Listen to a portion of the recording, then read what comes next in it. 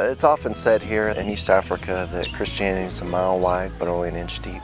A lot of our pastors and church leaders can be swept away through storms and various things. So we want to give them a solid foundation so they'll be able to resist bad theology and aberrant doctrine.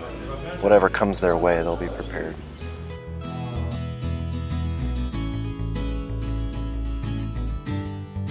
Jesus said, go and make disciples. And as you're making disciples, teach them to observe all things. And that's not a simple process. Jesus had a lot to say and a lot to see. We feel like we're teaching these students who Jesus is and all that involves. George Mbonye is one of those students who I met many years ago. And try to visit him, try to facilitate him in any way I can to further along his ministry. I met Anson in 1995. He is my first best friend. And I don't count Anson as a missionary.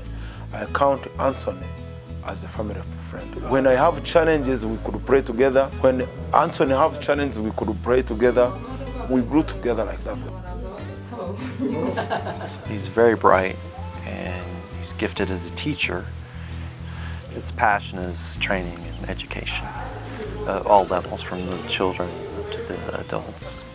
I'm trying to reach Congo, DRC, and in Rwanda so that we can I can train these people so that they can know how to preach, they can know how to study the Bible, they can know the basics to stand within the Bible. It's an extraordinary opportunity the school has to train en masse church leaders so that they can immediately take what they've learned back to their church, back to their community. We rely on them and they rely on us. We're leaning on each other and using our gifts that God has given us to further the kingdom here.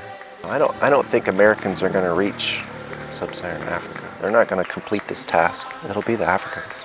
My best strategy for that is to train Africans to be mature believers, mature leaders in the church.